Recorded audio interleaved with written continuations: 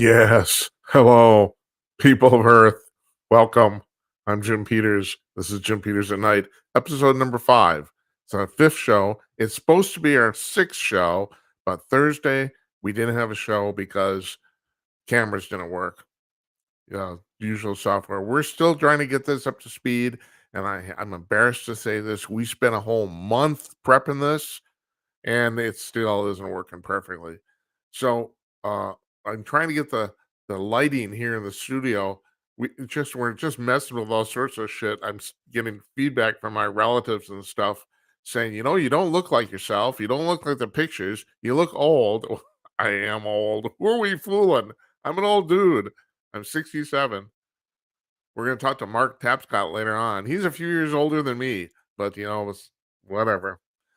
Just two old dudes yakking into space, and the signal goes up to the satellite and comes down into your home. Actually, the fact that we can even do this is freaking amazing. It really is.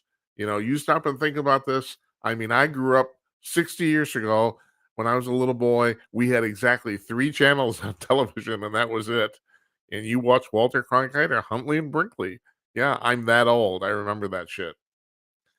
So Mark Tapscott is our guest tonight. I want to apologize also for last night too. We ran or attempted to run an interview with Jazz Shaw from hotair.com. The interview crashed in the middle of the playback. So we taped it ahead of time.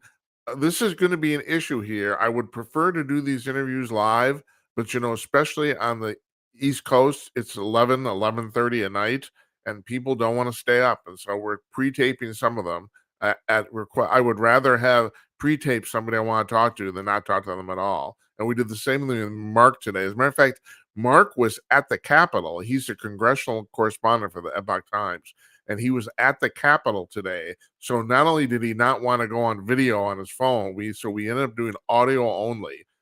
First time we've done that, and that worked out pretty well. So that's cool. So you see that I got his picture on the screen, and then you see me yakking at him. And why did I bring that up? Oh, yeah. The reason I brought that up is because so Jazz's interview crashed in the middle of playing it back last night. God, what can I say? This is a work in progress. This is a complicated setup, and we're really trying to figure this out what we're doing over here. So we're going to play that interview in its entirety on Thursday. I think we figured out why it crashed. So hopefully we're not going to have to deal with that again. And just for you nerds in the audience, we've decided to cut back from 1080p to 720p. So the picture isn't quite as sharp. You're not only going to notice it if you're on a giant television. That's the only place you'll notice it. If you're on Rumble or if you're on your phone, you're not going to notice it at all. So hopefully, because we're using up a little less bandwidth, we should be able to cut through a little better. That's my hope. Any rate. So yeah, Mark's on tonight, and then we're going to take your phone calls again, or try to. No one's called in yet. I was kind of expecting this because, first of all, not many people are watching the show, although I do have to tell you, I mean, for only 4 episodes in, like 50, 60 people are watching on Rumble, and actually that pleases me. I got to tell you, I was not expecting that right away. So that's kind of cool. So, but yeah, I wasn't expecting people to call in because this is a new process. I've said this in the previous episodes. Talkers Magazine actually did a story on the show 2 weeks before we launched in the middle of July, because we are probably, quite possibly, the first talk show in American history to take video phone calls. And that's the idea. We want you to call in with your camera. There's a call-in number. You'll see it at the bottom of the screen here. That's for texts and voicemail. You can call that number. It's 408-458-5088. And we got that number at random, believe it or not. It's the coolest number ever. Really easy to remember. And also, if you know this, it's the area code for Silicon Valley. So, yeah, 408-458-5088. You can text us a message there or leave a 30-second voicemail if you want. Either way, I will listen to all of them after the show. I don't listen to any of this shit during the show, except if you call me. Got it? So to call, you go to our website, jimatnight.com/call. The address is right at the bottom of the screen. It's permanent there. and you go there. There's a big blue button at the top of that screen. You click the button, you get to a preview screen, you check out your camera and mic and make certain all the food is out of your teeth and all that sort of shit. And then you end up when you press the join button, you end up in the queue to go on the air when I select you. That's the way this works. Now, no one's done it yet, so you could be the first. So the way that the general format of the show is that I yak for a little while about the news of the day. Then we have a guest, almost always. That's usually about half an hour. The nice thing about this type of format is that we can actually talk to people. I hate, especially you on cable news. They have these 5-7 minute interviews. It's like you can barely say anything, you barely ask anything. I think this was actually one of Tucker's problems too.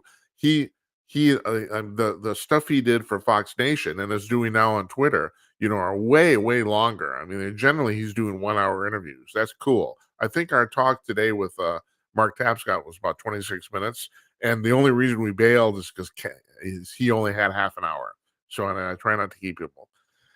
But anyway, so you can call if you call that number, you can either text that number or call it and leave a voicemail. Otherwise, you go to jimandnight.com/call. The QR code, I've never mentioned this so far. The QR code at the bottom of the screen is for you. That will take you to jimandnight.com/call if you decide to aim your camera there. And you can call from your cell phone.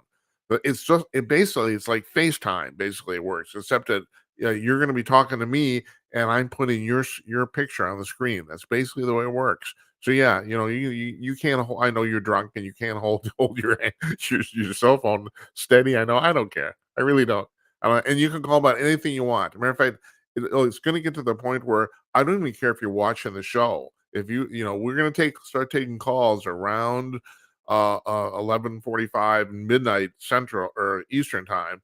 And if you want to call in and just yak, you want to call, you're working on something, you want to promote something you got online, your OnlyFans page, but here's the deal: no actual nudity, but you can call up and you can tease us, you can do that.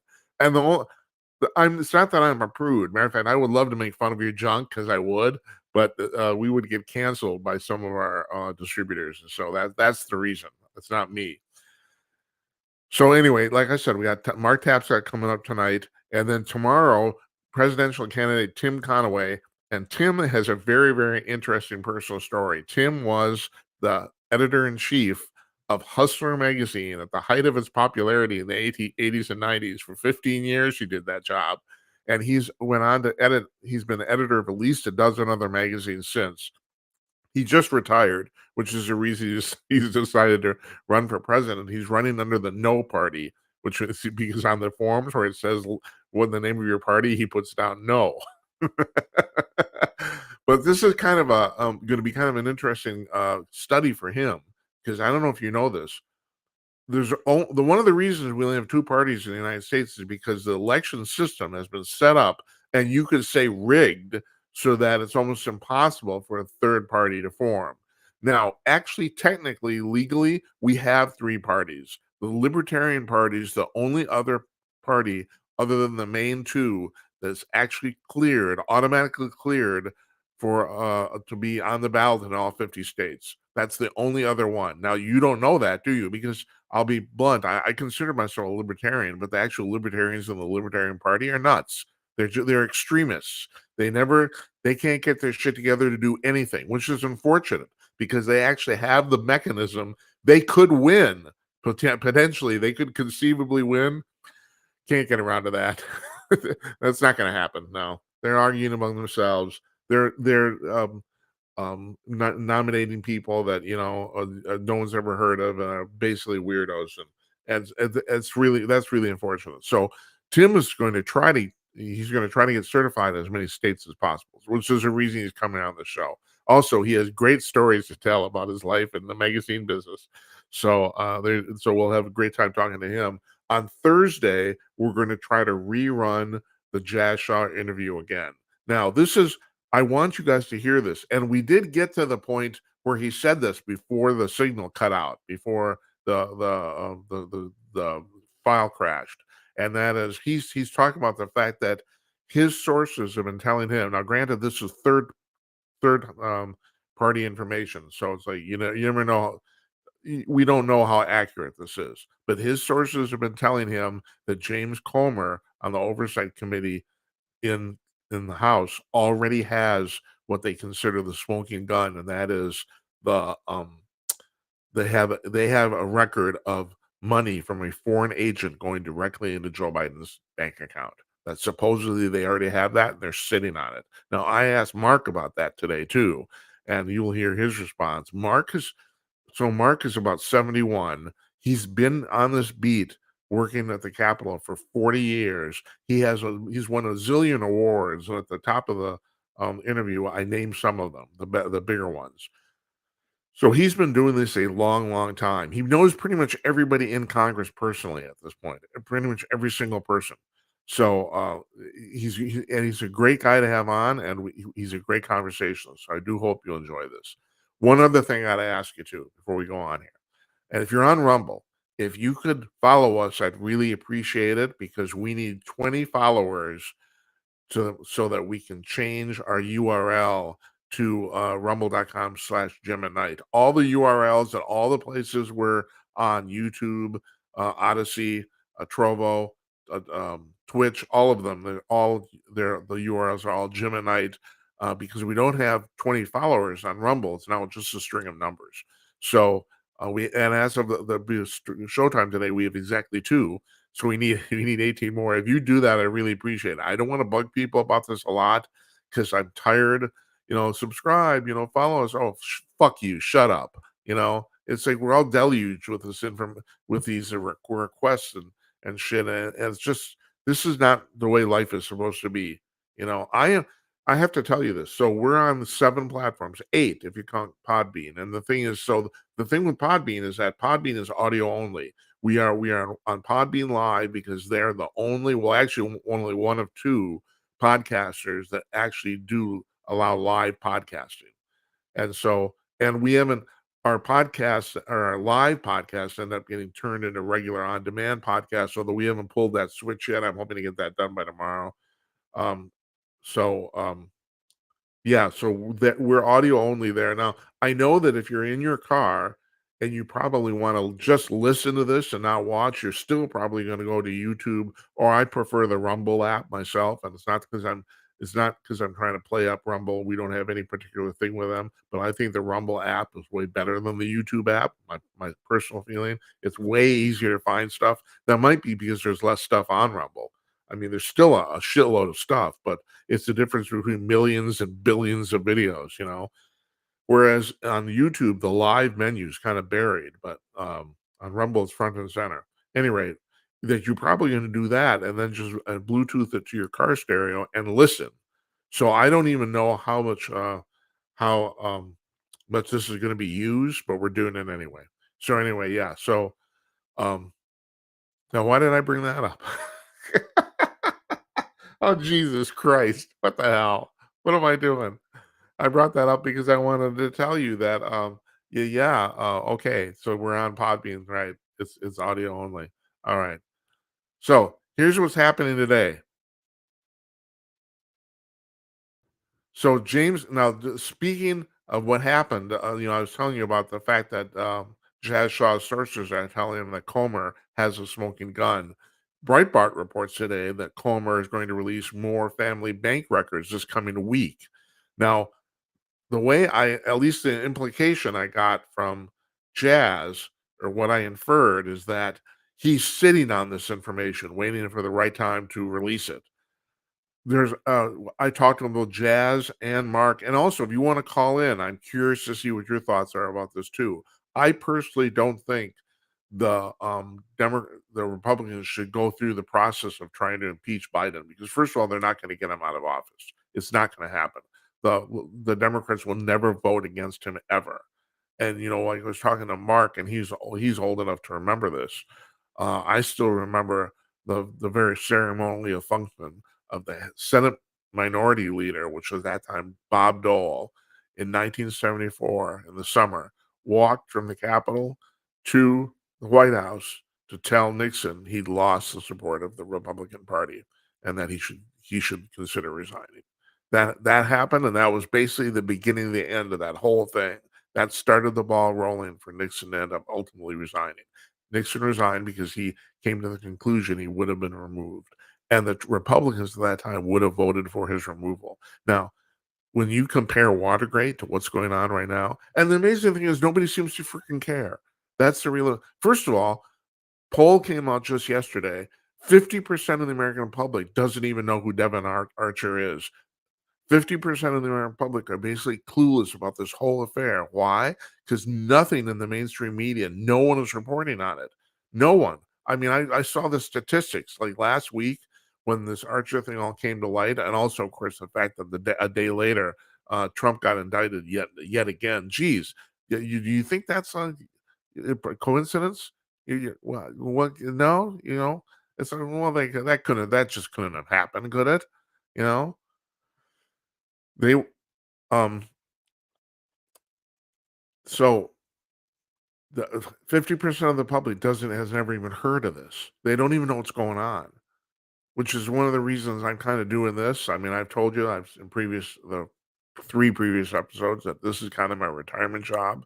I'm doing this mostly to help spread some of the word of some of the stuff that's going on that the mainstream media won't report. And yeah, okay, as a podcaster, I did pretty well, and so I'm picking up here from that.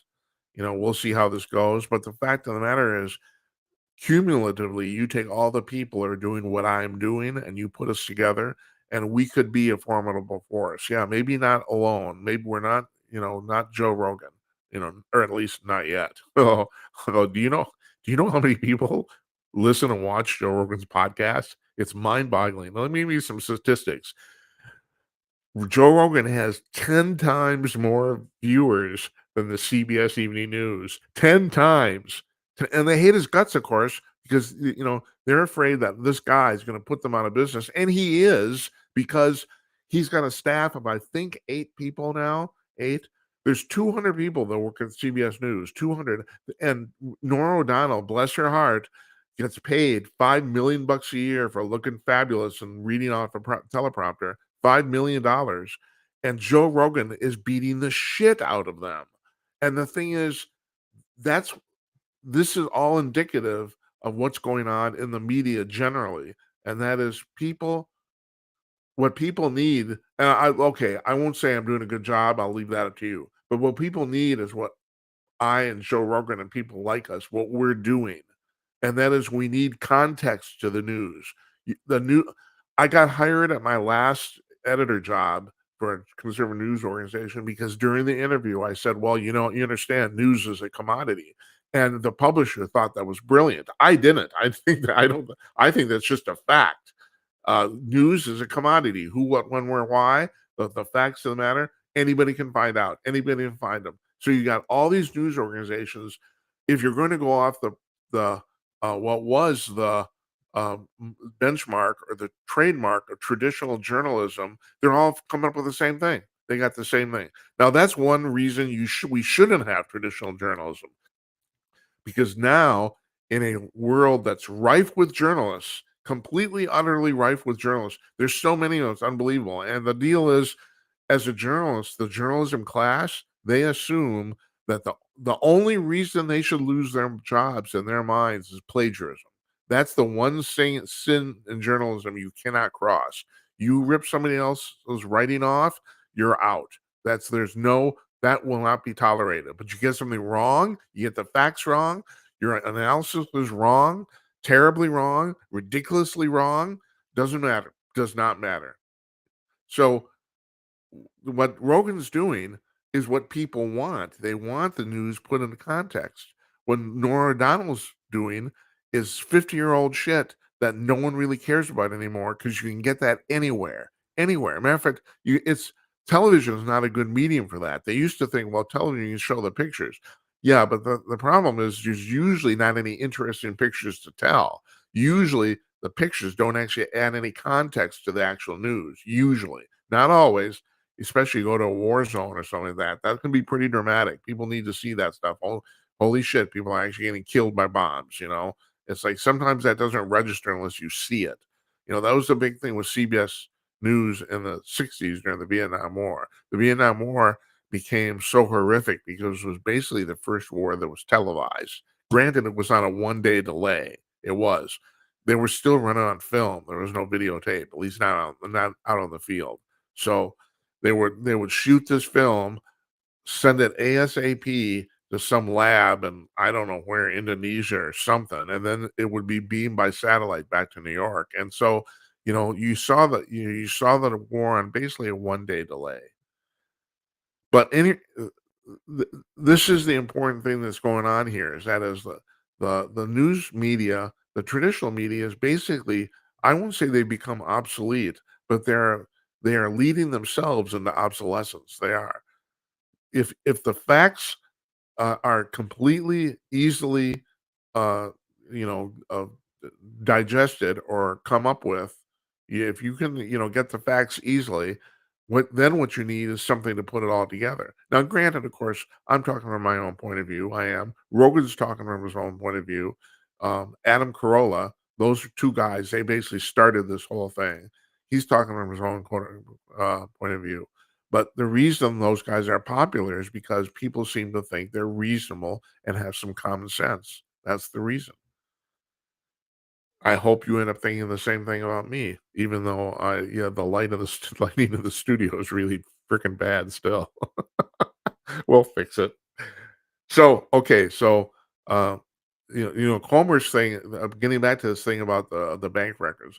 Comer, and I said this to Tapscott. If you've got 20 shell companies you're running money through, the only reason you do that is because you're perpetrating fraud. Do you even need any more proof?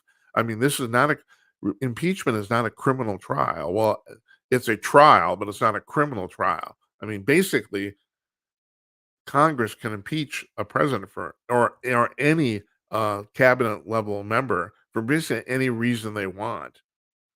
So you don't actually need to prove, like in a court of law, that we don't need to actually prove that Joe Biden actually directly took any money. He got money for his 10-year-old grandkids. We know that. That's been proven, and that's enough. So you arrange for the Chinese government or some entity in China to pay your 10-year-old grandchild $10 million.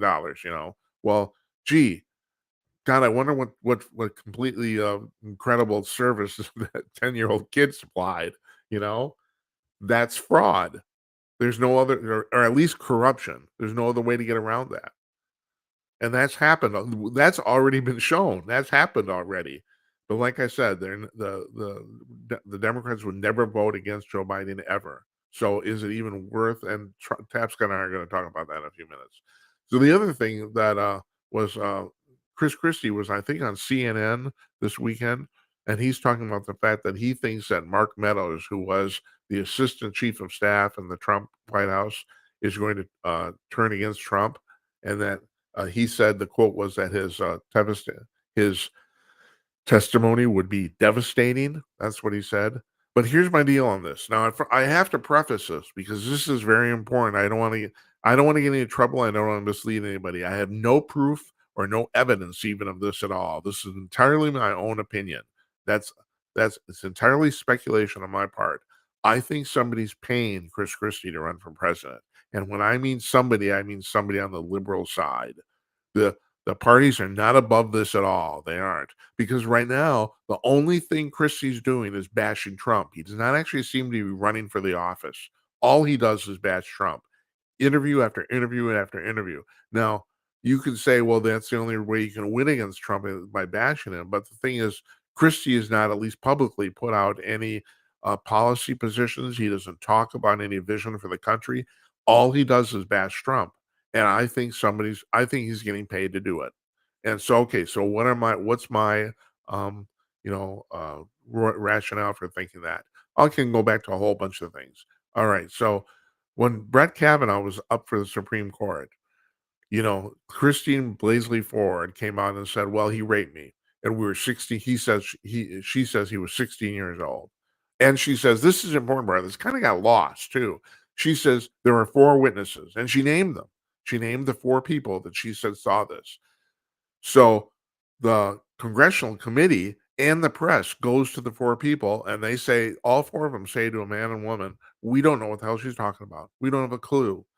Later, about a week after that, one of the four women, one of the four these four quote unquote fake witnesses, who was a woman who was also a very, very staunch Democrat, says that somebody came to her and offered her a very large amount of money to change her story. Well, geez, who would that be? Who would have a large amount of money, and who would, is that going to be a private citizen? No, I don't think so. You know, you, I'll guess it's the Democratic Party. There you go. You want me to guess? I just guessed. That's my speculation. Like I said, I have no evidence. I'm not even close to any proof. Just complete speculation. My opinion.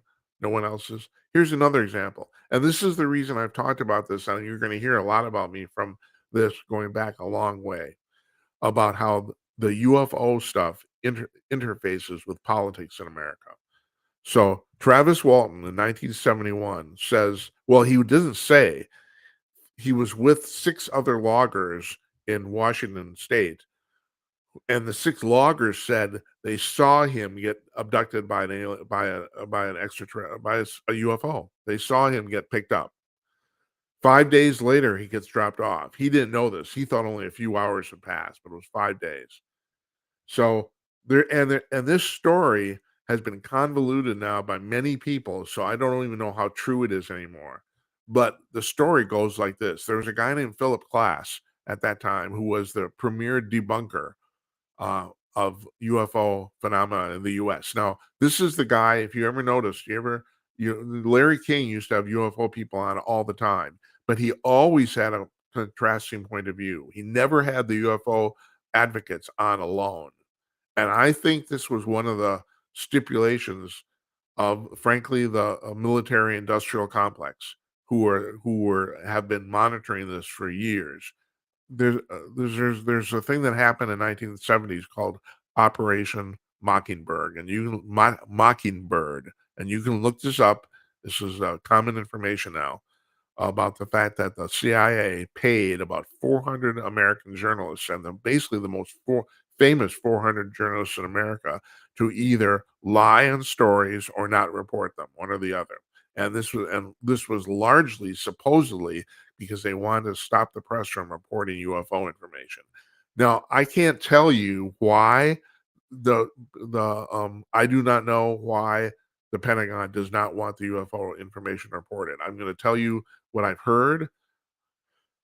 Supposedly for years, this is going back like till the 1940s, there's been constant discussions in the Defense Department about whether they should release this stuff to the public. And some people think, well, the public has a right to know, and that's been countered by the fact, well, the public is going to go in complete mass hysteria, and it's going to completely disrupt civilization as we know it. And especially 40, 50, 60 years ago, it's hard not to argue. It's hard to argue against that latter theory.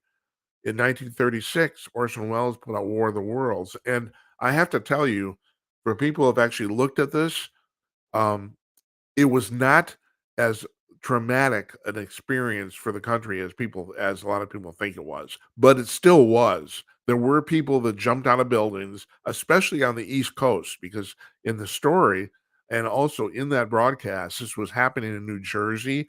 People that were close to that area went completely bonkers. That's true. The rest of the country, especially because you have to understand, people don't realize this. They cut in every half an hour to say, this is not a newscast, this is a dramatic presentation. They were saying that on the radio during the show, and people still went nuts. And so you look at the people in the Pentagon, they go, well, the Americans we can't handle this. No one in the world can handle this stuff. So this goes on and on and on. And in the meantime, to cover up the story, a lot of people in the military did a lot of stuff that's frankly illegal. That's the other thing too. And this bodes to the recent hearings they've been having at Capitol Hill. The reason these whistleblowers are testifying is because Congress has given them blanket immunity for any crimes they may have committed. That's the reason. So for the longest time, then this evolves to the point you get into the 60s, 70s, 80s, and 90s. It evolves where people are now trying to cover their ass. That's like Yeah, okay, yeah, we did a few things that weren't kosher, and I don't wanna go to prison for it, so there's the evolution of that too, and there's also still the feeling among a lot of people at the Pentagon that this is a national security issue, that by keeping this information to ourselves, we do not if we release it to the American public, all our enemies are going to know. There's that too. And then there's the other thing too, and I do have to bring this up. This is a tinfoil hat stuff. I have no idea of how true this is, but there's also been talk from people in the military that the extraterrestrials themselves have told the American military not to release the information. There's that too. Now, you don't want to argue with those people. Because the thing is, like Tim Burchett, the congressman, was kind of spearheading this whole thing. He's talked about the fact that, and he's right about this. He says, "Well, I think that these extraterrestrials are benign, because if they wanted to do away with life on Earth, they could have done so already." And he's absolutely right. They probably could kill all the life on Earth in half an hour. There, there are alien abductees, and once again, I have no idea how true any of this stuff is, but there's alien abductees who said that the ETs have told them that the general modus operandi when they get to a new planet that has life is they kill everything, so they can start in their own image. That supposedly uh, that's the case, and I won't get into why they haven't done that here. Also, the other thing is there's way more species of ETs, and that's not a speculation on my part. That's just math, and they could be anywhere from 200 to 1 million years ahead of us. So you think that your cell phone looks like magic? I mean, you think about this. Star Trek started the show started in 1965, so with just shy of 60 years ago, they had that communicator. Remember that thing you flipped open? Well, you now have a communicator, and not only that, you can buy one, a pretty decent one for $400. There's that. That happened in 60 years, folks. 60 years. Well, 50 actually. 45. What am I talking about? So, yeah, uh, okay, I'm getting back to the thing about Chris Christie. That's why I think people get paid off all the time. Working for news organizations has made me I've become really cynical about this stuff. I think there's just a shitload of money sloshing around everywhere, and I think people get paid off to do shit all the time. So it would not surprise me if somebody said to Christie, "Well, here's a $500,000 and we'll take care of your expenses. You run for president and just bash Trump." That wouldn't surprise me if that happened at all. So, but like I said, I have no proof. I don't even have any evidence. Just my opinion, and we'll leave that at that for now. So we're going to play this interview with Mark Tapscott. He's the congressional correspondent for the Epoch Times newspaper in New York City. He's been on this gig for about he's been doing this gig for about 40 years. He's a fascinating gentleman. And you hold on right here, and we'll play this. Oh, by the way, this is audio only. There's a nice picture of him, but you get to look at me. Yeah, right. Okay.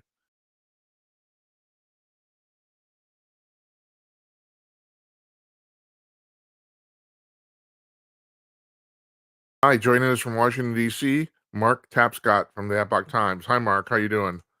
Hey, Jim, how are you? Hey, I'm going to read off a little of your credentials here, and I know you're a very modest man, but still, somebody needs to talk you up, so I'm going to do it. So you were admitted You to the flatter me too much. You flatter me too much. you were admitted to the National Freedom of Information Act Hall of Fame in 2006. You were named. This is actually pretty cool. You were named Journalist of the Year by CPAC in 2008.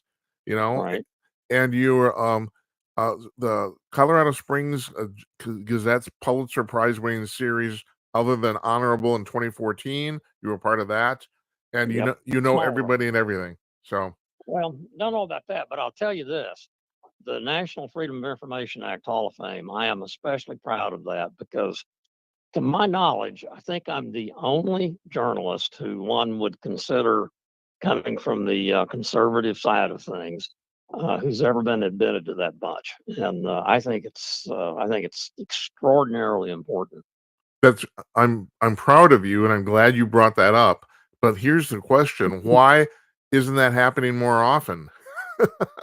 Well, that is a great question, and essentially, as anybody who probably is listening here will not be surprised to hear me say, the mainstream media is just overwhelmingly dominated by people whose perspective is anything but conservative. And in recent years, we've seen the progressive left become increasingly willing to do whatever they can to silence conservatives. So um, it happens in 2006. There weren't a whole lot of folks on the right talking about the importance of transparency in government. And in my view, having grown up in the Reagan part of the conservative movement, my understanding of things has always been that transparency is the essential prerequisite for government accountability.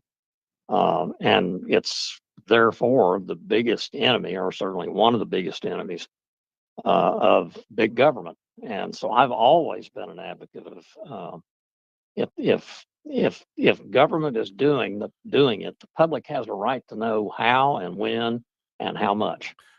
So, Mark, I'm going to posit something to you here, especially because you won this award in 2006. I'm starting to think, in my years of being involved in conservative news organizations, that this problem actually way predates like 2015. Do you think that's Oh true? yeah, absolutely. Oh yeah, it goes back to when you and I were kids, probably back in the 50s and the 60s. You began to see it becoming slowly but surely more and more evident if you were watching and listening carefully. And then by the 70s, when Watergate rolled around, it was pretty blatantly obvious. Everybody who was, honest with themselves had to acknowledge, yeah, the liberal perspective dominates the way the news, for the most part, in this country was being reported. Today, you don't get a whole lot of news reporting unless you're reading publications like the Epoch Times, where I work, and we are trying desperately to save traditional journalism, or Fox News or Newsmax, One America News, if you're on the cable systems. Mark, I said So, this on my show last night and previewing you, and I truly believe this. Right now, the Epoch Times and the Wall Street Journal are the only two newspapers in America worth paying for. I truly believe that, well, you know? I hate to say it, but I mean, the Washington Times is still there. They're still Yeah, that's struggling true. Yeah, you're along. right. I should probably And include them too. here and there are still journalists, predominantly, of the boomer generation, but not entirely. And I have to say, in the last 10 years or so, I've had the opportunity to mentor and to even train a good many young, up and coming journalists who recognize that, as my first managing editor, Wes Pruden at the Washington Times, told me very early in my journalism career, get it first, but first get it right. And that's what, journalists today, it's not get it first, get it right. It's get it left and keep it left. Yeah, I'm constantly slamming journalists, and I shouldn't. A good friend of mine is Jennifer Kabani. She runs the collegefix.com, which, if you're Yep. familiar, which is Yes. it's a student-run conservative news organization, and Yes. she's constantly talking up the people, the students that work for her. She said they're a fine bunch of people, and I totally believe her. And actually, they do great work over there, They do. fantastic work. You know, I'm familiar with them. Yes, they do yes. great work. So, all right, I want to get on to topic at hand here. So, I talked a couple days ago. I interviewed Jazz Shaw. He's a friend of mine over at hotair.com, and Right. he's now you're completely connected to Congress. He told me that his sources are telling him that James Comer basically already has a smoking gun in terms of money from a foreign entity going directly into Joe Biden's bank account. He said that Comer apparently already has that. Have you heard that? Well, people have been saying that, mostly on deep, deep, deep background. for several months, and I suspect that it's. I mean, I will not be at all surprised if it proves to be true, and it proves to be demonstrated in September when Congress comes back from the recess. I mean, good Lord, they've got just about every detail about where the money originated, why it originated there, where it went from the original source into, multiple front groups or front organizations um, that the Bidens established, and then, gets distributed out to as many as 9 members of the Biden family. I mean, what more evidence do you need? Well, that's what I think too. I personally don't even think in terms of corruption of the president. I don't even think you need to show money going into his bank account. If his 10-year-old grandkids are getting money, I think that's enough. Well, Myself, yeah, one can make that case. One can make that case, and I frankly would find it persuasive myself. But you can rest assured that it will require a photograph, probably a video of Joe Biden himself sitting at a desk someplace with Hunter counting out cash yeah. before some people will actually, accept the fact that our president is very likely owned by foreign interest. Well, this is not. If you go back to Watergate, my thing about Watergate is the famous walk that Robert Dole took from the Capitol to the White House to tell Yeah. Richard Nixon that he's lost control, he's lost support of the party. Yep. Which was Yep. Time to basically. go, Richard. Say again. Time to go, Richard. Yeah, right. And of course, that was the beginning of the end. I don't think that's going to happen here. The way I see this is that, and then I'm looking for your opinion here. Is it worth it even to impeach him because he's not going to be removed? He's not going to be convicted. There's no way in hell there. Like you said, we could show video of him counting money, and I don't think the Democrats would vote for this. I don't.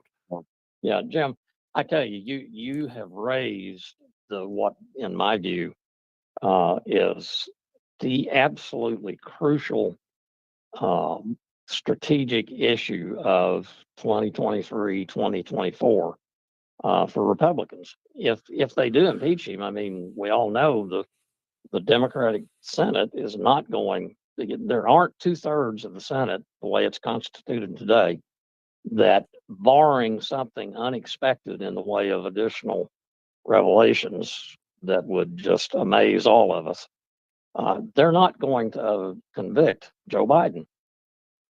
He's their president. They're not going to. Therefore, the issue then is, okay, do you continue the impeachment inquiry because you have expectations of persuading the public? Yeah. And in my view, it's not really an issue of persuading the public so much as whatever the results may be in the long run. The important thing now is to establish the facts, whatever they are. Maybe somebody comes up with some kind of new piece of evidence that demonstrates that Joe Biden really didn't ever talk to Hunter. That's not going to happen. But if it did, we ought to accept it. If it's true, the bottom line is, what are the facts? Who did what and when? Mark, what is the scuttle that you're hearing at the Capitol? Is there any sort of realistic thing among the Democrats of getting Joe off the ticket? Well, you hear everything. Yeah, from one day to another. that's why I'm talking to you. You hear everything. Yeah, but when you hear every possible scenario, it's that's Washington's favorite parlor game, is what's going to happen in the presidential campaign today, tomorrow. Yeah. Nobody knows. I mean, it's out there. My hunch is that I have a suspicion that Joe Biden is going to suddenly discover sometime in the next 6 months that, I really like that beach over there in Rehoboth, Delaware, and I think I'm going to just I've been here for 4 years, and I think I'm just going to retire and leave it to Gavin. Yeah, that's what And I'm wondering too. Yeah. my guess is, I'm not sure how they'll deal with Kamala, but I'm pretty confident that Joe Biden will not be the Democrats' nominee in 24. Yeah, so if you're a betting man, you'd put money on that, huh? Yeah, I'm a journalist though, so I don't have a whole lot of money. Well, you can always go play the ponies, Yeah, there you go. I used to work for a racetrack, so Yeah, and back in the old days, that's where a lot of journalists went. that's right. That's great. That's why I brought that up. Yeah. I know that. So you wrote a story a couple days ago. This really interested me, and the headline was in the Epoch Times. The headline is House Leaders GAO must check validity of claim benefits to gain of function research. Now, Yeah. okay, so this is this is the part where as a taxpayer I go crazy. So they're doing the gain of function research, but nobody knows why they're doing it. Is that what's going on? You picked up on that. Yeah, I guess I did. Yeah. That's the kind of story that comes along in Washington about once a week. And people outside of this town say, why in the world are you people doing that? Why are you letting that happen? What has common sense completely been abandoned? And the answer is, well, yeah, to a great extent, it has been a long time ago. The bureaucratic process of grant making and grant functioning and grant reviewing. Before I was a journalist, I was in the Reagan administration, and that's been a long time ago. And one of the chief problems that we faced then in trying to bring about some accountability in the federal government was the fact that the career bureaucracy, to a great extent, is all but immune to um, um, accountability to elected officials, unless they're Democrats. If you have a Democrat in office in the White House, they have a pre-existing agreement, pretty much, with the elected guy's agenda, and so they cooperate. But they are masters at manipulating the process to, at a minimum, delay Republicans and, as a matter of routine, help Democrats and their allies outside of Washington in the nonprofit community, in the legal profession, and the academic world, with billions and billions of dollars of tax dollars in federal grants. So let me ask you, Mark, do you think this is because a lot of the people who go in the bureaucracy who basically go into government service, although they're getting, it's a job for them, so it's not like they're elected officials, but do you think it's because they kind of view themselves as social justice warriors? Is that what the deal is? Most of them? With a lot of them, but I have to say now, in all fairness, that my father was a career civil servant working for the Air Force, civilian. One of my grandfathers was a career post office employee, Mm-hmm. and one of my great grandfathers was a rural postal delivery man driving a horse and buggy in East Texas. So, I have great respect for government employees who are in fact there to serve the public, and there Yeah. are many of them. There are many of them. That said, um, the bottom line here, in my view, is Congress bears the final responsibility for what the bureaucracy does, not the president. The president is the commander in chief, but Congress, under the Constitution, the founders gave Congress the ultimate authority to decide who gets how much money and what they can do with it. And long ago, they stopped doing the kind of needed accountability oversight that is required to, control a bureaucracy that otherwise will become an unaccountable political elite, and that's what we've got now. Well, if you look at, people are blaming the Biden administration for printing all this money, but ultimately, I mean, in Joe's defense, and I hate to say this, but it's true. You're absolutely right. It actually comes down to it's Congress is the final word, and they've Yeah, been printing money for 40 years, like drunken sailors, and it doesn't matter whether it's a Republican or a Democrat in the executive branch. It does not matter. They just keep yeah, on printing money.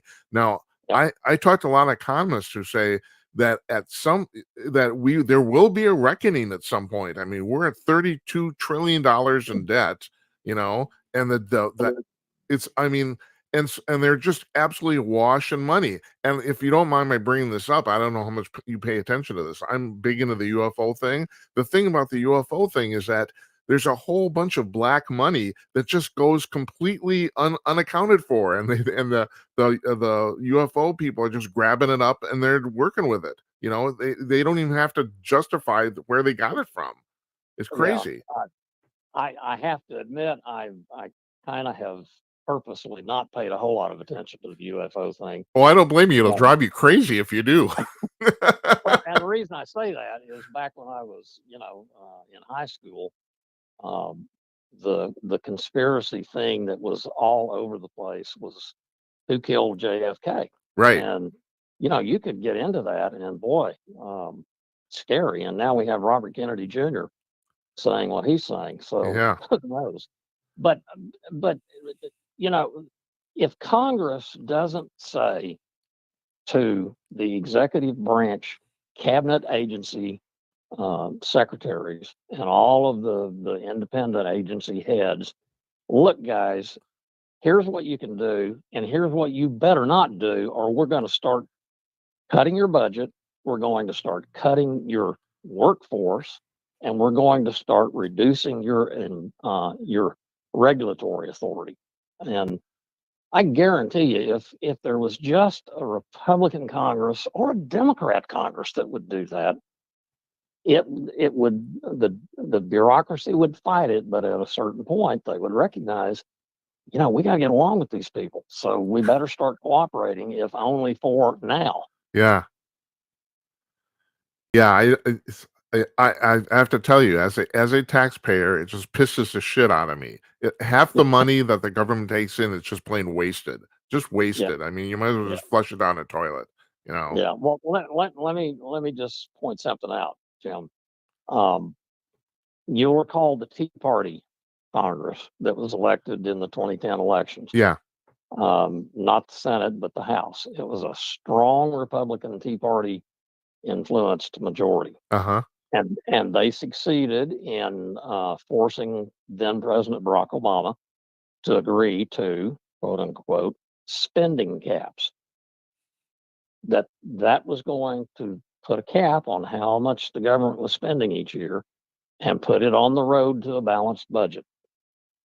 Well, it was only a couple of Congresses later, with a Republican majority, that those spending caps everybody just kind of forgot. So, it's Democrats, it's Republicans. They've got to make up their mind. Are we going to be the Congress that the founders intended, or are we going to be something else? No, you're absolutely right, Mark. There's no the Republicans are not innocent in this. They aren't. No. It's been a dual effort. Yep. Yeah. Yep.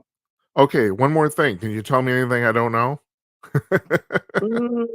How long do you think Mitch McConnell will be Senate Minority Leader? Oh, that's an interesting question. I don't know. You tell me. I don't know, but I can tell you this. Um, there have been, since the incident a week and a half ago, when he became transfixed, during the Yeah. Tuesday um, post Senate luncheon news It conference. was a particularly intriguing senior moment, wasn't it? It was, but it has since been learned that there have been other incidents like that, Ah, and if you're John Thune or John Barrasso, Senator Thune, Senator Barrasso, you've got to be thinking, boy, maybe we need to do something here. yeah. And I can't imagine that that's That's not going to happen. Maybe after September. I don't know. But Well, I would not expect come January 1st, 2024, for Mitch McConnell to be the Senate Minority Leader. but Mark, this is a systemic problem. I mean, Grassley, who's 92 years old, no, he's actually with it, but still, I mean, come on. It's like, Well, get you off. are right. And Charles Grassley, God bless his heart, he still goes out and I think he rides a bike every day. Yeah. Yeah. And mentally, boy, he is still there. No, he is. Yeah, it's true. But still, But I still, mean, he's 92 years old. He could keel over tomorrow. the way, but the way he's living, you're right. He's going to live to 110 the way things are going. But still, it's like there's so many of these people are just plain elderly. And it's like, come on, like, I mean, I hate, get off the stage. It's like, that's the fruit of a congressional election system that Congress has. I hate to use the word rigged, but a system that favors overwhelmingly incumbents. Yeah. Back in the early 1800s, first 3 or 4 or 5 Congresses, the average age of a member of the House of Representatives was about 30 some years old, a little bit more than 30. And they served 1 or 2, maybe 3 terms, and then they went home. That was a long time ago. Well, the guy that they served 1 or 2 or 3 terms today, there's something wrong with him. You're more of a congressional scholar than me, but as far as I can tell, the reason the term limits were not built into the Constitution is because I don't think the founding fathers ever thought anybody would try to make this a full-time job. I don't think it occurred to them. Exactly. They didn't need term limits because everybody served term limits themselves. Yeah, right. And politics was not the career, except for a very, very few individuals. Politics was not a career. It was an obligation. Now it's a career. Right. Right. Then the other thing I've heard too, which was a really good idea, and this is getting back to your thing about the bureaucracy, is that in certain levels of federal employment, there should probably be a maximum time you can spend in that job too. And I think that's a good idea also. Yeah, I could maybe, I don't know, 2 years. Yeah, just when you're starting to learn it. Yeah, just when you start to like it, buddy, it's time to go home. Oh, Mark. We solved all the world's problems once again, but no one's listening to me. Maybe they listen to you, but Hey, Mark, let me ask you one more thing. Do you ever get I mean, you're on Capitol Hill like almost every day, right? 3, 4, sometimes 5 days a week. Okay. And you've been doing this for a long time. Do you ever get depressed from your job? Oh, Jim, I wish you hadn't asked me that. All right, I'm sorry. No, I'll be very honest with you, Jim. I mean, I came to Washington, D.C. in 1976. I was 26 years old, fresh out of grad school. I came up here because I was a fervent admirer of Ronald Reagan and wanted to see him elected president. He didn't make it in 76, but he did in 80. I served in his administration as a political appointee for 5 years after having worked on the Hill for 3 years. And then I became a journalist. And having seen government from the inside and then followed the process of government for these many years, you see the same problems over and over and over again. And you hear the politicians in both parties saying the same promises over and over and over again that they don't fulfill. Well, the Democrats, unfortunately, frequently do fulfill what they say they're going to do. And the Republicans, by and large, talk a great talk about limiting government, but they don't do it. Yeah. And after a while, you start saying to yourself, well, something ain't right here. Yeah. Well, let's just leave it at that. Yeah. Okay, because I know you have to go, and I really appreciate your time. So You got it. Yeah, let's do it again sometime. we will. Thank you, Mark. I really appreciate this. You take care of yourself. I'll talk to you soon. Okay. All righty, you too. Thanks. Bye bye.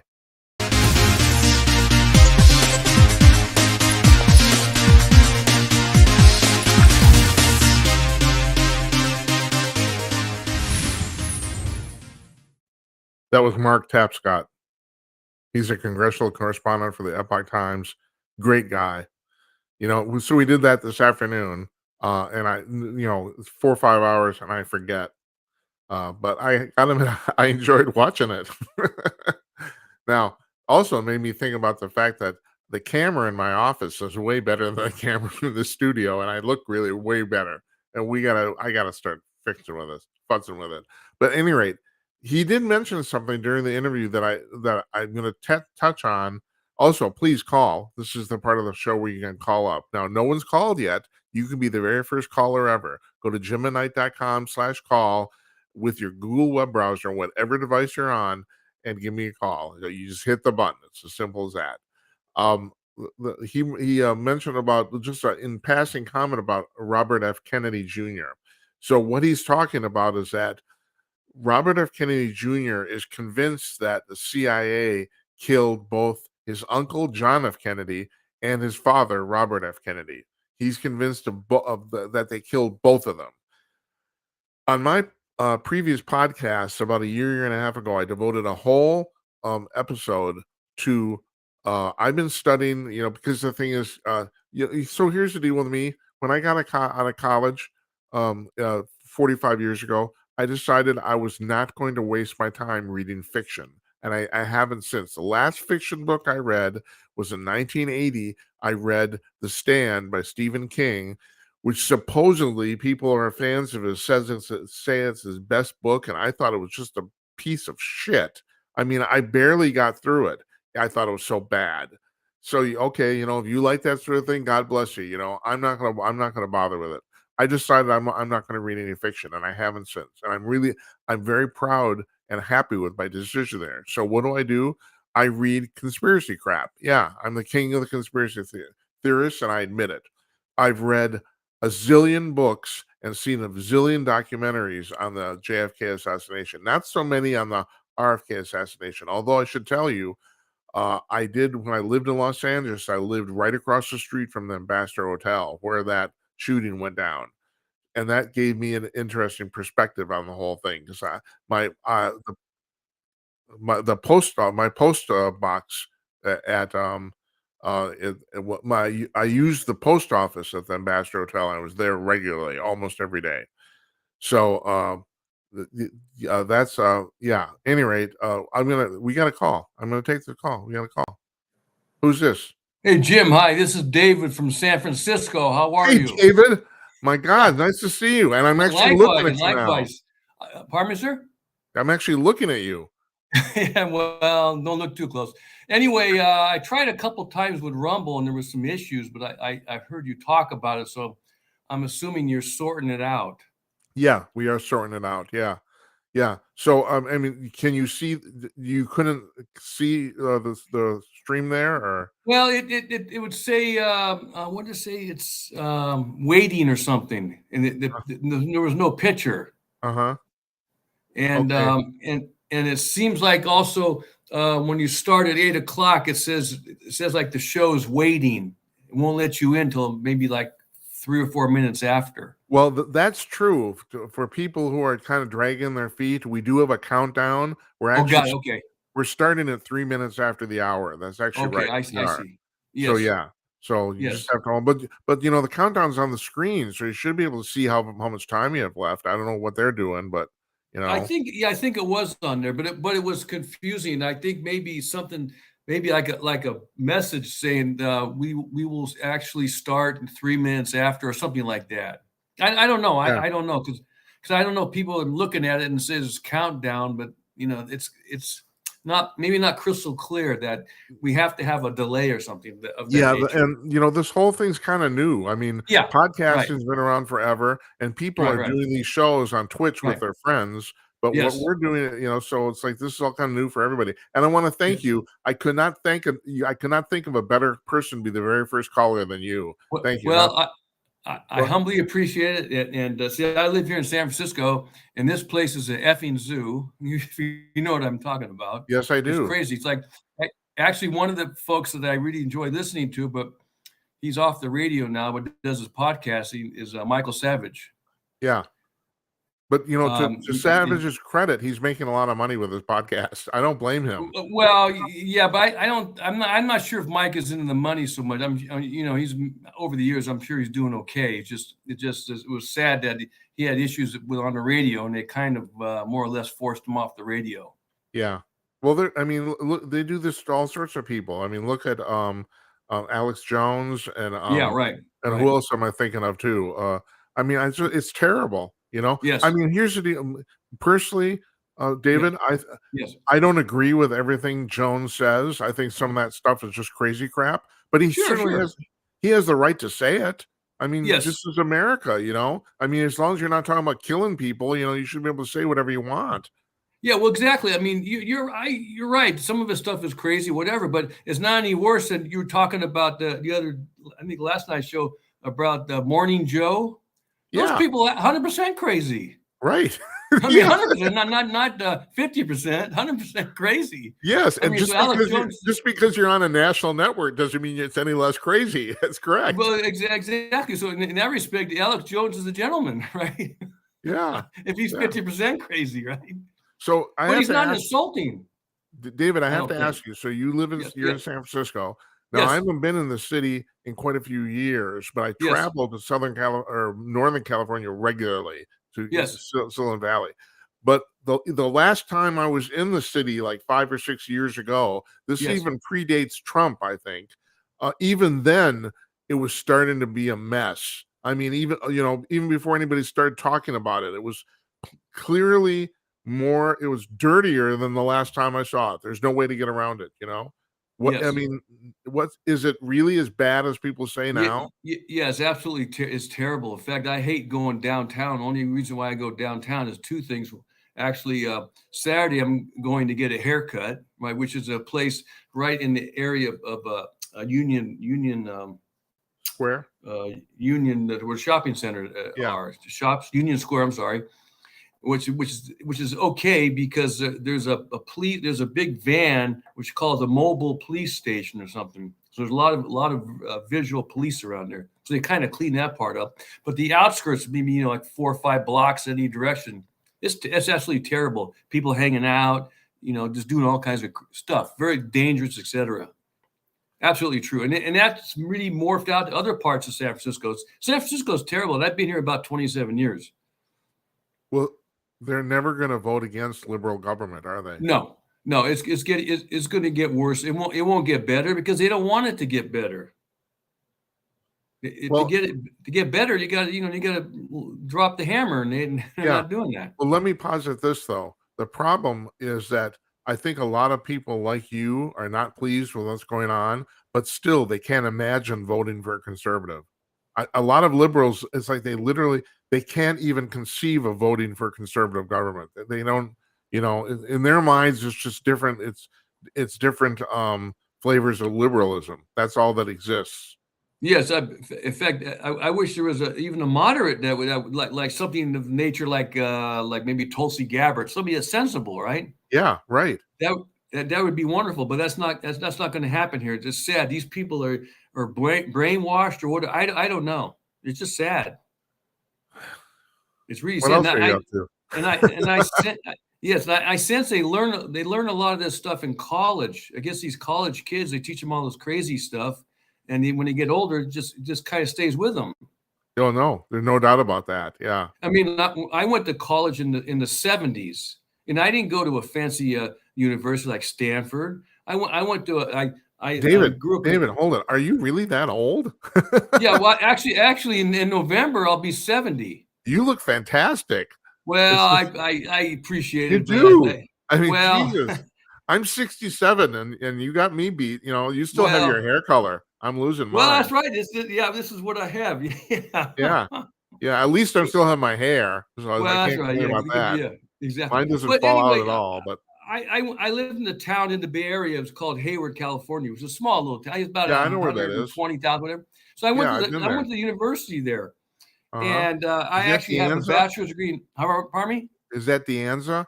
No. I went to Cal State Hayward. Cal State. Okay. It's part of the Yeah. Cal State system. Right. And I have a bachelor's degree in economics and a master's in statistics. So when Uh-huh. I was going to school, it was strictly hardcore. I never heard no craziness or nothing. It was really rigorous. Now, some way over the years, it kind of morphed into something I don't understand. Well, the thing I don't understand is how can they make mathematics woke? I mean, this I is the don't. part. I have no idea. And the sad part is that sometimes they'll say, well, you'll hear stupid crap like mathematics is racist, that type of thing. Yeah, it's nuts. I mean, it's very simple. If math supposed to be hard, right? Yeah. And if you're not getting it, well, you should study more. Well, I would say as extension, David, anything in life worth doing is hard. That's the kind of the idea. I mean, it's like, if you're just doing easy shit, you're not accomplishing anything. That's what I personally think. Exactly, because when I started graduate school in stats, you had to be an expert in calculus. I mean, an expert. So Yeah. what I do? Roll up my sleeves and go, just do it, right? Yeah. But a lot of these other types of people, we'll leave it at that. They don't want to put the effort in, so they'll say it's racist. That's bullshit. Yeah. No, They don't I want to know put the time in. it's absolutely bullshit. And how could you? I mean, I just don't understand this. How can anybody make an argument that math is racist? I mean, this is like this is like bizarre world crazy crap. I mean, shit. You know? It's actually it's quite insulting actually for somebody to say that. It's just because certain types of people, well, they don't want to put the time in. Yeah. They're used to being spoon fed too much, and it's insulting to like the members of a poor black community that they can't do it. We're just going to the assumption you can't do this, and that's just wrong. It's sad. Those type of people could do it as well as I could do it, but you got to put the time in. Right. That's right. I mean, when I was going to school in the 70s, if you were late to class the second time, you're out. You're out of class. You kick you out. Yeah. It's that type of environment. They don't care who you are. You don't have to go to college. It's kind of a privilege to go to college, but you got to work. And if you don't want to put the work in, don't blame. They're picking on you. That's just what it is. But these kids now nobody gets kicked out of class for anything, as far as I can tell. It's not at all. And in fact, I remember I was taking this one class again. This was probably maybe 74, perhaps. I'm trying to remember. And it was calculus. I think it was like generally had like 3 classes of calculus and then start other things. It was the first one. So I remember the teacher was on the board doing whatever. And then about 10 minutes before class ended, some guy starts to make a little noise and, getting his books and started standing up and started leaving. So the teacher turns around because the teacher's on the blackboard. The teacher says, "What are you doing?" So the guy says, "Well, I have to go. I have something." So the teacher said to him, "You're interrupting the class. You do it again, you're out of here." That was it. Yeah. See, we had that kind of discipline. Right. But today it's just quite the opposite, which is sad.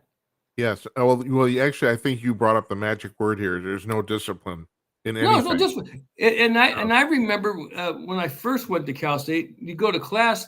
I mean, the teacher, they had a presence like a judge. You kind of like stand up, kind of, immediate respect.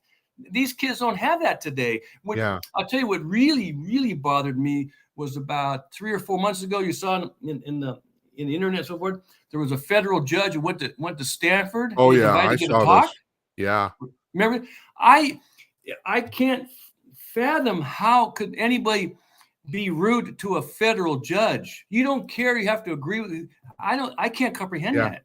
I know. And then the teacher got up and did it. I mean, I can't comprehend that either. Yeah. And I don't know if you know this. This kind of got lost in the whole thing. They offered this got lost in that whole thing. They offered the conservative students, like quote unquote emotional support, but who was going to give it to them? The teacher that stood up in front of the class and berated the judge. There's like crazy, right. Right. This guy just tried to shoot me. Let me talk to him about my feelings. I mean, shit. It's because when I was going to school, you had many lectures that you could go to, right? Yeah. If you didn't like the speaker, you just don't go, right? Right. Yeah. I mean, so I went to many lectures with I guest know. speakers would come in. Zero arguments from the students. Zero, because they Yeah. won't tolerate that bullshit.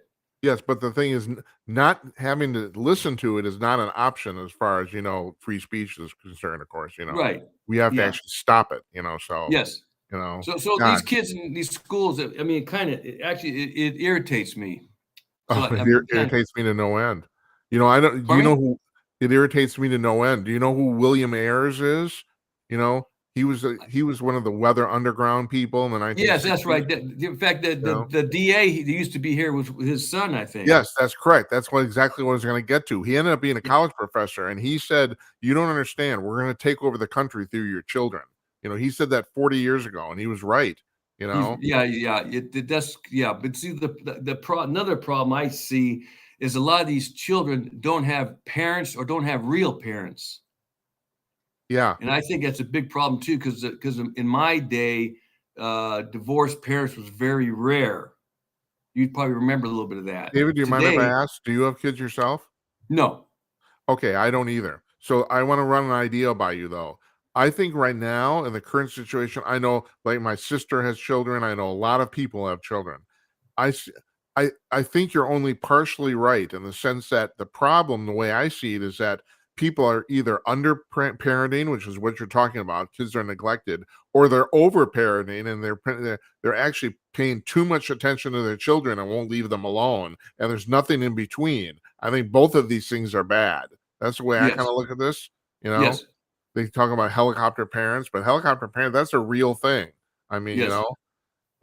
Dave Barry had that. And of course, now we're from the same era, so you know what I'm talking about. Dave Barry wrote this very famous essay about 25 years ago about what it was like to grow up in the 60s, about the fact that basically your mother basically said during the summer, get out of the house and come back at 5 o'clock.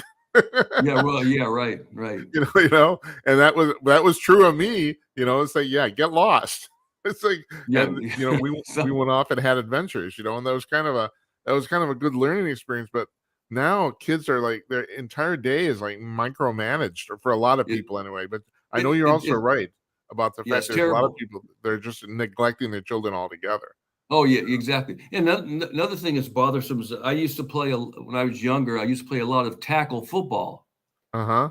Then we love the game, right? So what's Yeah. bothersome is you see these liberals say bad things about football. Football is dangerous. You get this. We understand it's dangerous. Yeah. It's supposed to be dangerous, right? Yes. So the bottom line is if you don't have the physics for it, don't play the game. Don't say it's a bad game. Yeah. I played tackle football too, and I loved it. I was, Yeah. I'm another old athlete, but I was very good actually. It's like, yeah, and but you're absolutely right. It's like, yeah, everyone knows this is dangerous. Big fucking deal. Yeah, no, yeah, right. If you can't handle it, don't play. Right. And another thing, I was blessed. My folks had season tickets to the Oakland Raiders in the 70s. And I saw, all the real players coming to Oakland. And I'll give you one story.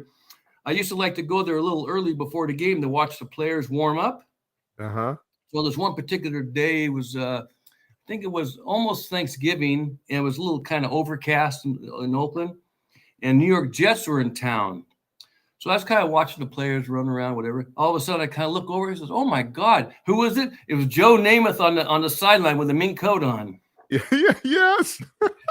He's the original player, and I'll tell you, Joe could play. Just unfortunately, they couldn't help his knees because he didn't have the techniques of knees surgery. Yeah. But he was a hell of a player. But he was the original player. Yeah. Well, they don't keep this statistic in football, but he threw 80-yard passes. I mean, I don't know if you remember that, but yeah. Well, he was so good. And another quick story. My opinion, the finest team ever seen to come into Oakland in the 70s was the Pittsburgh Steelers. Yeah. Every position, they were scary. Right. I mean, they were scary. Another team that come in once in a while was Houston Oilers, and they had this fella by the name of Earl Campbell. Uh-huh. as a running back.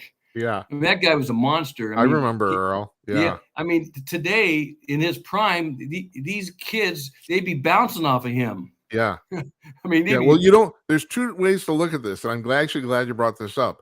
The guys 40, 50 years ago were way, way tougher, and the game was way, way physical. But yes.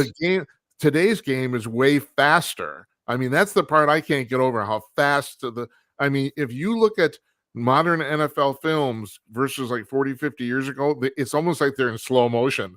I mean, the game runs way faster now, and I got to give them the credit for that. It's like, that's tough, you know? I mean, yes. you got 50-yard pass plays that last a second and a half. I mean, shit, you know? I mean, that's really pretty impressive. It is. Yes. But no, I totally agree with you. The guys from 40 years ago were way tougher. I mean, the game was way more physical. It was. My God. In fact, the Raiders had one fella in the backfield. His name was Jack Tatum. Uh-huh. And I've seen Jack play all the time. He would just be tearing heads, man. Yeah, and you were talking about the Steelers. I mean, Bradshaw was he was quite a force. I mean, shit, you know. He was scary. And, once in a while he would tuck the ball and run. Yeah. Yeah. He's because huge. all you have to do in the old days is just move the sticks. Nothing fancy. Just move the sticks. That's all you need to do. Right. That's right. Yeah. Anyway, so that's my little history of football and things. I truly appreciate that, because I'm really into it too. So I have to ask you though. Yes. I have to admit, after 40 or 50 years, in my 60s now, I'm finally starting to lose a little interest in it. How about you? With football? Yeah. Oh yes, yeah. I've lost interest in it for a few years now. First of all, they never talk when they talk about football on the radio or whatever. They never talk about the love of the games. It's always about the money. Yeah. Well, that's the problem. There's so much money in it. That's the problem. So that's a big turnoff to me. And I have to tell you, David. So when I was growing up in high school, I had, I know people are going to think I'm just talking to my butt, but I'm going to say this anyway. I kind of had an opportunity to turn pro. I was that good. And my cousin got drafted by the Canadian Football League, and I was better than him. So I figured I could have done it, and I had a decision to make. And part of the decision rested on the fact that at that time, 1971, people don't realize this, you got paid well in the NFL, but it wasn't like fucking millions of dollars. I mean, everybody on the Minnesota Vikings here locally, every single player had another job. They were in the off season. They went selling cars or selling insurance, right? Yeah. Gary Quazzo, the quarterback, he was a dentist. I mean, so you could make like $100,000 a year playing football, which was a good amount of money, but still, it wasn't going to last you for the rest of your life. Now, here locally, Kirk Cousins is getting paid $86 million a year. Like, what? That's a joke. See, that kind of stuff's ridiculous, actually. Yes, it is. It's crazy. And I don't even think the players, in terms of and you're an economist, so you to tell me if I'm wrong about this, as far as the internal economy of the sport, I don't even think they can actually afford to do it. No, it's unbelievable. And it's sad too, because they need money streams. So a lot of it's the ticket sales, and the tickets are so expensive that then a guy with a son can't even go to a game. Yeah, most of the teams, as far as I understand, are losing money, and the only time you actually make it back is when you sell the team. Because the prices for these teams have just skyrocketed. But other than that, I mean, I've heard, like, what is it? Like you mentioned, I think Houston makes money. The amazing thing is it's some of the lesser teams that actually make money. The big teams seem to be all losing money, hand over fist. But interesting. I don't know. Yeah. I can't thank you enough for calling, because I'm really so. Let me tell everybody who's watching here. You always called into my podcasts and stuff. I mean, and talk to my mother, and I'm going to have her on here. And then wonderful. She's just had her 99th birthday, David. So it's like she's an old coot. Well, that's okay, but like I said, wish her my best, and I will. And I do humbly miss listening to her, because she has wonderful, wonderful real stories. Yeah, well, we're gonna actually put her on camera, so I'm kind of trying to arrange my sister to help me do this. So sure. Yeah. Sure. So and I hope you call back too. I will. Yes, and I'm glad I found you, because I used to listen to you on the other place, right? We won't say any names, and I humbly missed it, because you brought in kind of the entertainment, because the other guys there, be honest Yeah. with you, they're good guys, but they're dry. Yeah. Yeah. And it's And like, I mean, I hate to say this, but they've asked me not to mention the name on the air, so I appreciate the fact you didn't. no, You know? I'm an old timer. I know when to keep my mouth shut. Yeah, I think it's kind of stupid, but whatever. I'm abiding No, by their wishes. So it's fine. So it's yeah, kind of dry. So I mean, they don't kind of keep you going. But you brought in humor and that kind of, so it's fabulous. I'm And trying to. Did you catch the interview with Vladimir Putin the other day? yeah, a little bit. Yeah, that was kind of interesting. Yeah, it was, wasn't it? Yeah, He's a very funny guy. I'm not going to name his name. He doesn't want me to, yeah, but yeah. yeah. So we're going to do some more stuff like that too. I'd want to, I'm still talking about politics, but I'd want to get away from talking about just politics. Yeah, mix it up. So, Sure. Yeah. Sure. So we got a lot of time to kill here. It's Yes. 4 days a week. Yes. So I hope you call back. I got to ask you one more thing. Yes. Was the process of calling in difficult? No, it's busy. Just click, done. It's Right. fine. Thank you. I'm glad. I wanted you to say it, so I'm glad. No, I'm glad you. Yeah. It's very simple. Not a, it was harder to find your show. Yeah. Yeah. You're right. I mean, It's harder. that's another thing. It's unfortunate. It would be. I don't know how you would market your show so you can get more listeners. I don't know how you do that. Well, I'm kind of working on that. I Yeah. got some ideas. I mean, Yeah. I mentioned this on the air. I'm really kind of not doing this for the money. I'm not. Yeah, I So, understand. yeah. Because So I'm one of the guys that follow you, because I clicked on it. So I'm one of yeah, them. I really appreciate it. Thank Yeah, you. of course. I did it last week. I think I just clicked follow or something. Yeah. Yeah. Thank you. Yeah, because Of course. at the top of the show, I was talking about the fact we need 20 followers on Rumble Yes. to change our URL, and I'd really like to Yes. do that because I think that in the long run, I think Rumble will be most of our viewers. I really do, but Okay. we'll see. But whatever. Okay. So okay, I'm gonna Okay. let you go for tonight, but Yeah. thank you. Thanks. My pleasure, Jim, and hope you have a nice evening. And again, Thanks. say hello to You your do mom. too. And Pleasure. yeah, I will. And yeah, you call back, okay? Yes, sir. Okay. Okay. Thanks. Bye-bye. Take Yes, care. Bye-bye. That's David from San Francisco. So the deal is, he called into my podcasts and radio shows over at the other place that he's, like he said, regularly. And so it's really nice to hear from him. And so I hope you caught that. It's super easy to do this. So there's a URL right here. Oh shit. Okay. JimAtNight.com that's the website for the show. And there's a listing there where you can watch it. We're going to put a blog up. We should have the blog up running by Monday for sure. I'm actually hoping to get it up by tomorrow. So yeah, and that page there, jimatnight.com/call. So what Dave's talking about is there's a big button at the top of that page. You click the button, you get a preview screen, you check out make certain your mic and your camera is working, you get to see yourself, comb your hair and all that sort of shit, and then you're in the queue. And I click on you and you're on screen. It's simple. It's even easier than dialing in with a freaking phone. It really is. But so I'm glad we got that over. So he like de-virginized this. So I really owe him some thanks here. Now we don't have any swag. And I'm at the previous place I worked, we did have swag and we did send it out. I'm just wondering, I don't know. People, do you really want a mug with like my freaking face on it? I don't know. I don't even know if it's like, I mean, it might be overdone. I don't know. Write me and tell me. Now, the other thing is at the bottom of the screen too. Shit, right here. So you can send me a text or voicemail at that number, 408-458-5088. You can leave a 30-second voicemail or you can send me a text. After the show, I will read all of them. And so, but I don't read them on the air. And also, if I'm right, at Twitch and YouTube and Facebook, I think you can chat amongst yourselves in the sidebar. But I don't read that either. I'm not, especially because in fact we're on 8 networks. I'm not even going to try to keep track of all that crap. So I got my hands full running this thing. So anyway, our thanks to David for calling. Thank you, David. Really appreciate it. Our thanks to Mark Tapscott.